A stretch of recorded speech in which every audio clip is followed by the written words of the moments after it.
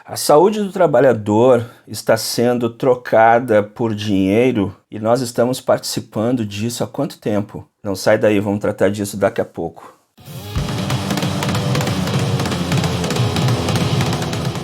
Olá, meus amigos trabalhadores e trabalhadoras, jovens estudantes, profissionais da área, colegas.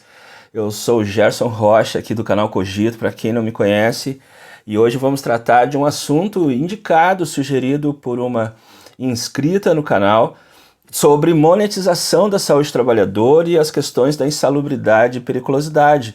Então fica com a gente até o final, para que a gente possa depois compartilhar esse conhecimento e receber também os comentários de vocês, de concordância, discordância ou sugestões também. E antes de mais nada, para que isso aconteça de forma melhor, se inscreva aqui no canal, já dá logo ali o clique no sininho para receber as atualizações e assim que estiver se agradando desse conteúdo, desse vídeo, também clica no curtir para que o YouTube entenda, né, da importância desse conteúdo, desse vídeo e também podcast, para que outras pessoas possam acessar, possam receber, né, uma notificação, uma indicação para visualizá-los. E também nos siga nas plataformas do Facebook, do Instagram e também nos canais de podcast, especialmente Spotify e Google Podcast e outros que divulgam esse formato aqui só em voz, onde você poderá acompanhar em qualquer situação da vida, basta ter um celular conectado aí nesses canais e os fones de ouvido, pode fazer sua esteira, sua bike, assistindo um conteúdo como esse, além de suas músicas preferidas, obviamente, ninguém é de ferro. Então hoje o tema é a monetização da saúde do trabalhador, e a gente poderia incluir também a monetização da saúde e segurança do trabalhador, que às vezes parecem campos distintos, mas na verdade estão interligados fortemente, cada vez mais forte. E antes de mais nada, o que é monetizar? Monetizar é trocar algo por dinheiro, especialmente aqui para nós, a saúde do trabalhador. Então, no campo da saúde e segurança do trabalhador, isso ocorre de várias formas, né? Através de salários aviltados. Eu entendo que o salário que não é pago, ou seja, aquela parte do salário que não deveria ter sido sonegada do trabalhador, ela é rebaixada, muitas vezes de forma estratégica, e a retirada de direitos trabalhistas e previdenciários, então essa parte negativa da relação, né? Salário baixo, retirada de direitos trabalhistas e previdenciários, especialmente desde 2016, promovem o quê? Que o trabalhador seja forçado a buscar outras alternativas ou se impelir a outras situações para ganhar um salário melhor. Muitos trabalham em várias atividades, sobrecarregando a sua saúde física e mental, ao necessitar conseguir trabalhar em várias atividades durante a sua vida. Porque uma só não lhe alcança a dignidade de viver com boa alimentação, descanso, moradia adequada, enfim, todos os conceitos de saúde preconizados pela Conferência Nacional de Saúde e pela própria Organização Mundial da Saúde. Então isso força os trabalhadores também a se sujeitar a condições de trabalho adoecedoras e mortais. Por quê? Porque soma-se a isso o desemprego no nosso país, crescendo muito antes da pandemia, ele já estava crescendo, especialmente com a perda dos direitos trabalhistas, como já disse, precarizando as relações de trabalho que acontecem. Soma-se a isso o desemprego, o trabalhador sofre uma pressão social também para se sujeitar a situações às quais ele não deveria se sujeitar nunca. Então, essa exposição aos riscos, à saúde, à vida, para buscar a manutenção das condições básicas de vida, ou seja, a própria vida, mas a alimentação, a moradia, e em troca disso precisa buscar alternativas, que muitas delas previstas legalmente, de compensação desses salários. Então, no nosso país, né, um caso específico da monetização da saúde do trabalhador são os adicionais de insalubridade e periculosidade, por exemplo. Ou seja, esses adicionais, eles foram criados e são tratados hoje na portaria 32.14/78, né, do Ministério do Trabalho e Emprego, me perdoe, mas hoje é o Ministério da Economia, e a NR15, com vários anexos, coloca as situações que podem motivar, mediante laudo, o adicional de insalubridade. Eu não vou entrar aqui em detalhes trabalhistas, percentuais, porque também esses adicionais existem no campo dos servidores públicos com estatuto próprio. Existe adicional de insalubridade, periculosidade, penosidade, que também nunca foi regulamentado. mas existem esses adicionais salariais, mas com outros percentuais, outras bases de cálculo. O importante é dizer que essas duas situações, tanto a de insalubridade quanto a de periculosidade, elas são utilizadas ainda no Brasil, talvez o raro ou um dos dois raros países. Ouvi falar, e sou muito sincero com vocês, que existe só no Paraguai também, por conta da usina hidrelétrica de Itaipu, né, binacional, que é gerenciada pelos dois países, mas onde surgiu já não existe mais há muitos anos. E existem motivos para isso. Então, essa questão traz mais significados do que as próprias questões trabalhistas, né, de pecúnia, de dinheiro, traz muito mais e pode estar afetando, poderá afetar aqueles menos atentos, aqueles tecnicistas em relação a não entender, não compreender o desempenho menor dos programas de gestão de riscos, por exemplo.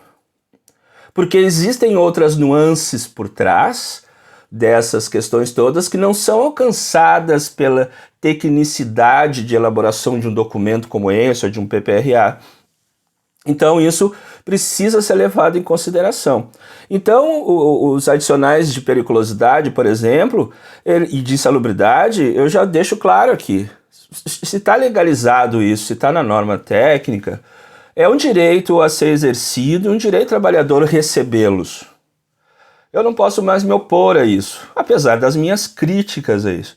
Por quê? Porque é um direito e se tiver o enquadramento legal, o trabalhador tem direito a receber esses valores. A única coisa que não pode se entender, o trabalhador não tem o direito para consigo mesmo e os gestores não têm o direito de fazê-lo, é colocar esses adicionais de insalubridade e periculosidade como medidas de prevenção ou controle dos riscos ou compensação pela exposição aos riscos. E aí nós estamos falando de uma monetização cruel contra os trabalhadores, monetização da sua saúde. Então, esses adicionais, mesmo que recebidos no salário, eles não autorizam expor mais esses trabalhadores aos riscos, de forma nenhuma. Outra coisa, não autorizam não usar equipamentos de proteção individual ou a implementação das demais medidas de controle, como, por exemplo, as medidas de organização do trabalho, as medidas de proteção coletiva. Não é pelo fato de ganhar um adicional no salário de insalubridade e periculosidade que isso está liberado.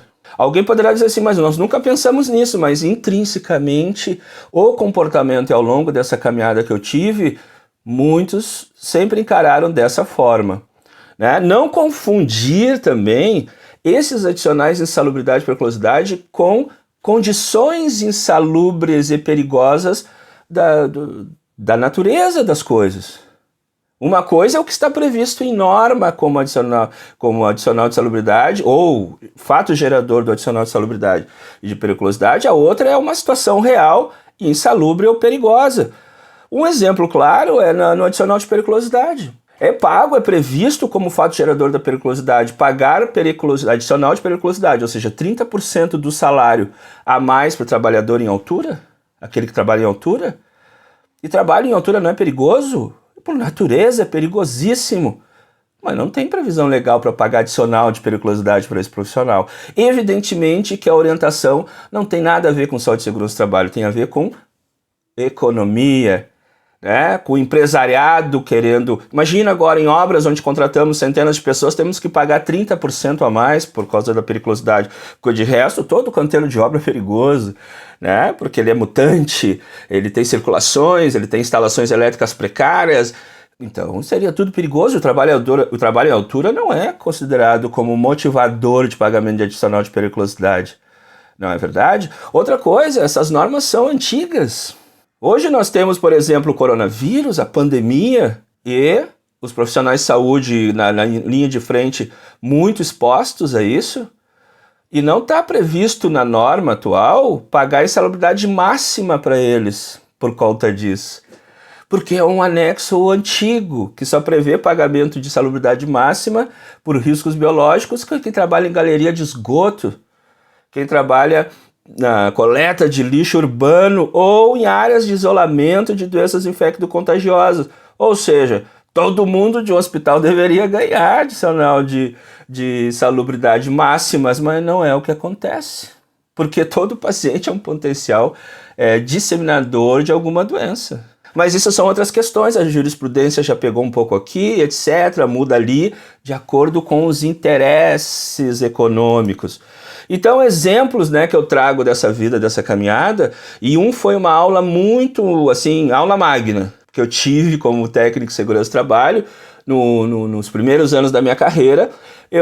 Numa inspeção que eu fiz, eu vi uma situação de riscos em relação a instalações de GLP.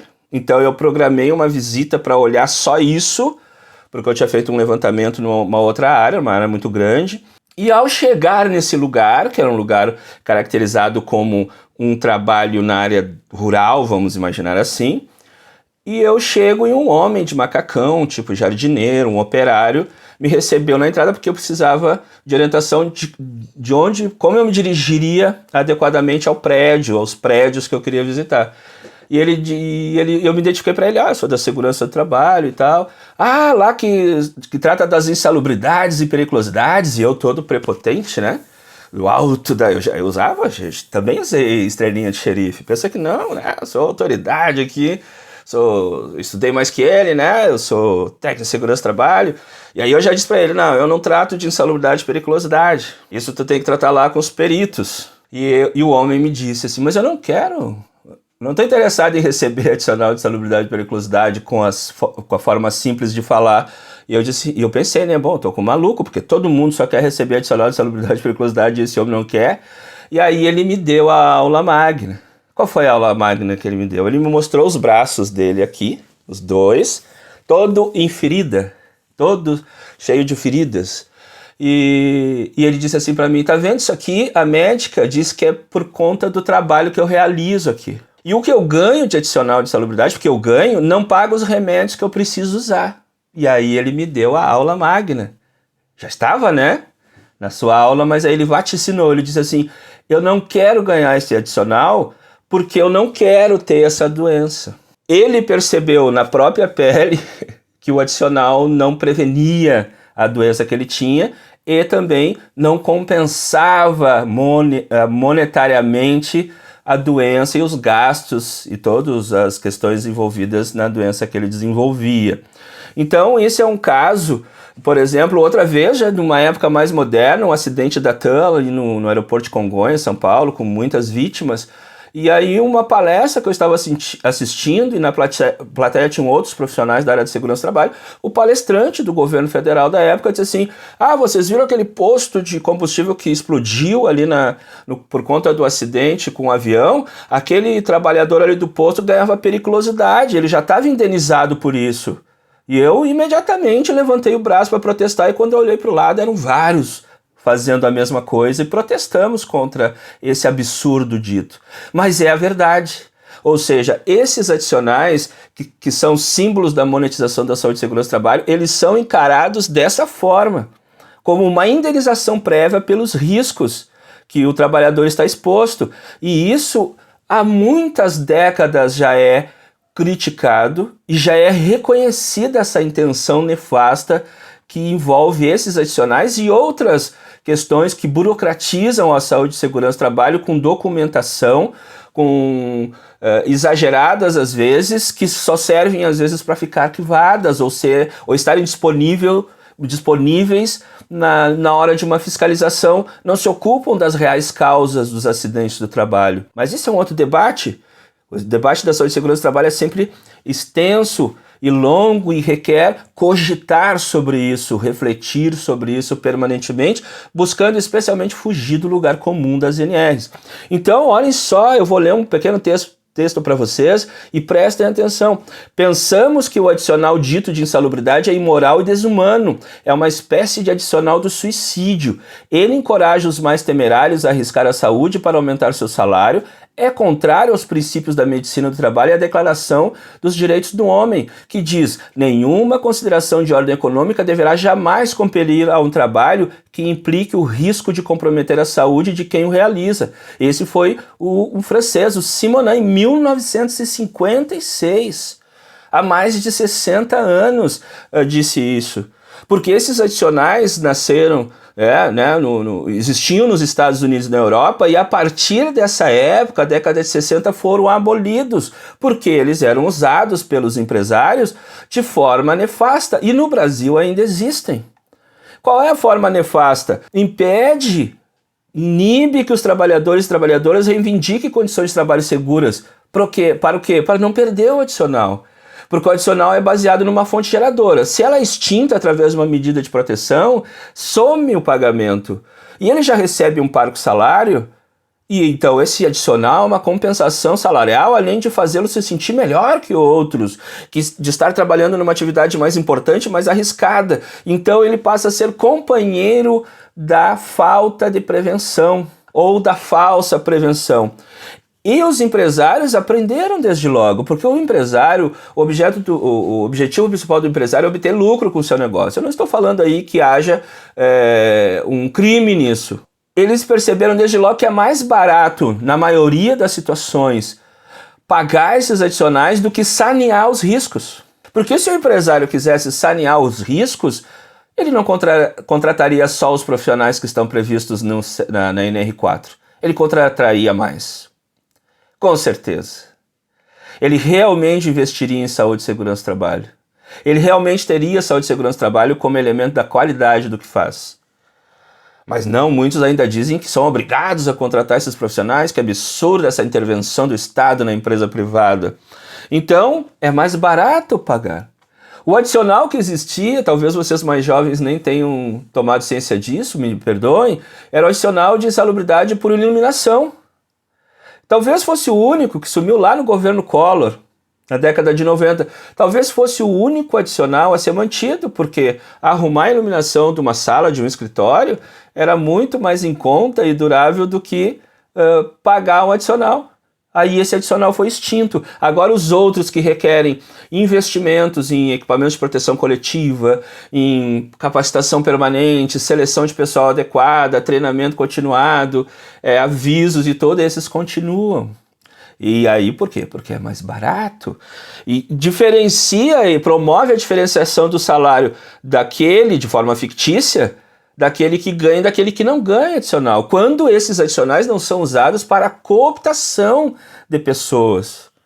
Coisas do tipo assim, olha, de repente se tu participar da CIPA, né, se eleger pela CIPA, mas tiver ao meu lado, o empresário dizendo, de repente tu vai ganhar um adicional de salubridade.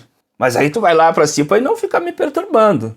Então essa monetização sumiu, né, dos Estados Unidos e da Europa por absurdo que foi. Por ser contrário aos direitos humanos, mas continua no Brasil. Então isso é claro prejuízo a programas de gestão de riscos ocupacionais. Pois os programas de gestão de riscos ocupacionais procuram eliminar os riscos. E ao eliminar esses riscos, ou reduzi-los, ou controlá-los, tendem a eliminar as fontes geradoras desses adicionais. Logo, o trabalhador, ao receber um salário baixo, mas ter um ganho a mais que o diferencia de várias formas erradas, ganhando adicional, ele passa a não ser colaborador das medidas de prevenção. E isso é danoso a ele mesmo, especialmente, e os prevencionistas não podem fazer vistas grossas para isso. Então, muitas vezes, esses trabalhadores aceitam um trabalho sob risco para não perder o adicional. Então, essa monetização da saúde dos trabalhadores, que é baseada nessas NRs 15 e 16, elas não acompanharam, algumas até tentam acompanhar o surgimento da NR35, por exemplo, que é um aprimoramento, uma lupa cada vez mais potente em relação ao que era NR6, depois NR18, agora NR35, trabalho em altura. Outras NRs mais recentes, a própria NR1, né, que fala de um programa de gestão, não tínhamos uma NR que falasse diretamente nisso, a não ser o PPRA, que também era um programa de gestão, mas não tinha, né, esse nome, algumas estruturas que a NR1 agora traz. Então, essas NRs 15 e 16 não tratam de riscos emergentes, como a nanotecnologia, os empregos ecológicos, o uso de outros materiais diferentes para construção, o que isso pode causar à saúde, a própria digitalização, o home office, como que isso vem impactando na saúde dos trabalhadores. Essas NRs continuam considerando risco físico, químico e biológico para pagar adicional, Algumas situações em decorrência da presença, mas muitas situações tem que ter análise quantitativa, e aí essa análise quantitativa muitas vezes é feita contra o trabalhador, quando a dúvida deveria beneficiá-lo, né? Nós temos uma pandemia de coronavírus, e esse trabalho, para quem trabalha mais diretamente, é considerado perigoso. O vírus é perigoso. Por que não paga a periculosidade? Por que agora, numa atualização que teve da NR16 para pagar adicional de periculosidade para quem é dos serviços de vigilância, mas o operário que trabalha em altura, que pode cair e morrer, geralmente morre se não tiver a devida proteção, não recebe periculosidade, como eu já disse anteriormente. Então não há lógica disso, a não ser a compra da saúde de forma nefasta por parte dos empresários em relação à saúde dos trabalhadores, sem o enfrentamento necessário, inclusive, dos sindicatos em torno disso, que tratam isso como pecúnia, e na verdade ninguém leva isso na aposentadoria, mesmo que leve a doença que adquiriu durante o tempo de trabalho sob condições insalubres. Certo? Então essas empresas compram essa saúde, monetizam essa saúde por um preço muito aviltado. Então, o programa de gestão de riscos ocupacionais, que não leva isso em consideração, ele não é um programa de gestão de riscos ocupacionais sério. Porque se para alguma coisa, para o prevencionista deve servir o pagamento desses adicionais, é para fazer um estudo epidemiológico sobre eles. Quais são os fatores que mais pagam adicional? Então, se estabelece prioridades de ação, uma maior atenção da prevenção. Quais as situações de riscos que geram maior insalubridade máxima? Em tese, são riscos maiores de adoecimento, incapacitação e morte. Mas nem para isso esses adicionais são utilizados. Então, essa monetização, por todas as questões, é nefasta à prevenção. O que fazer diante disso, encaminhando o nosso final aqui nesse nosso episódio? É importante que os profissionais da prevenção assumam essa realidade e não façam parte dessa monetização da saúde dos trabalhadores. Isso não quer dizer negar o pagamento desse adicional. Isso quer dizer educar para isso. Como aquele operário me educou, dizendo: eu não quero ganhar esse adicional, mas eu não quero ficar doente. Ou seja, não me adianta nada ganhar esse adicional se eu estou exposto ao risco, porque ele estava sofrendo na pele, literalmente, os efeitos de um trabalho que lhe causava danos à saúde. Então, nós não podemos, os profissionais de saúde e segurança do trabalho não podem ser estimuladores disso, a não ser por um direito trabalhista, mas tem que contestar essa lógica da monetização. Então, existem outros exemplos de monetização. Os próprios trabalhos prestados, a terceirização de atividades na área da segurança do trabalho, quando na verdade as empresas deveriam contratar mais profissionais e colocar os seus trabalhos como prioridade nas ações de qualidade e de prevenção. Estão terceirizando até o mapa de riscos, que é uma atividade só da CIPA. Tem prevencionista fazendo mapa de risco para a empresa. Isso já tratamos no outro vídeo, é só olhar aqui na nossa lista de conteúdo. Então que se trate essa questão como um direito trabalhista e pecuniário, ponto. Não como o meio de assédio, de premiação para trabalhadores que não reclamam no campo da saúde e segurança do trabalho. Então tu vai ganhar um adicional, vou conseguir aí um adicional para ti. Ou exigência de exposição, né, de trabalhadores e trabalhadoras mais aos riscos, sem reclamar da necessidade das ações de prevenção. Isso não constrói. Então, fazer o quê? Ensinar corretamente, ter esse tema nas suas palestras de CIPA, ter esse tema nas suas formações, se você é professor de cursos de formação, tratar disso de forma corajosa. A monetização da saúde e segurança do trabalho em todos os aspectos é geradora de acidentes e doenças do trabalho em maior número. Então, educar para a prevenção de forma ética, elaborar documentos de gestão de risco, tendo como base de melhoria o saneamento das medidas geradoras desses adicionais. Então, está servindo para alguma coisa mais nobre esses adicionais, que não só o pagamento. Mas e se o trabalhador já ganha pouco, não recebe esse adicional, vai ganhar menos ainda. Vamos batalhar para o salário digno e não para vender a nossa saúde em troca desse salário que sempre será pouco, inclusive com o adicional. Especialmente quando esses riscos são determinados por riscos mensuráveis, você vai reduzir os riscos, reduzir a intensidade. Então nós vamos ter melhoria das condições de trabalho, menos acidentes e doenças. Os sindicatos dos empregados da categoria profissional, tanto de empresas privadas quanto de servidores públicos, devem buscar junto à empresa informações sobre os adicionais. Qual percentual de trabalhadores nessa instituição pública está ganhando adicional de salubridade e periculosidade? Por quê? Quais são os fatos geradores mais característicos? Por quê? Porque esses colegas estão mais expostos a acidentes e doenças. E o sindicato tem o dever de atuar para reduzir as condições de risco e enfrentar as situações de perigos e combater essa monetização da saúde do trabalhador. Então, caríssimos, era isso, é um assunto para a gente debater em sala de aula com bastante mais tempo, olha só, quase 30 minutos, mas eu espero que você aproveite isso, porque eu não posso ser desonesto e tratar um assunto tão importante de uma forma tão rápida para ter um vídeo pequeno para você poder consumir. Seu interesse é importante para estudar e para isso é importante acompanhar os conteúdos até o final. Agradeço a tua atenção, agradeço as dicas de conteúdo, espero que mais dicas de conteúdo surjam e se eu for capaz de falar um pouco e entender que esse pouco vai ajudar mais alguém, eu vou atrás das informações. E se não, eu não vou poder abordar, porque o primeiro ato de respeito é não falar do que não se sabe. Tá certo? Muito obrigado pela atenção. Não se esqueça de se inscrever no canal, dá o clique aí no curtir. E um abraço e até a próxima!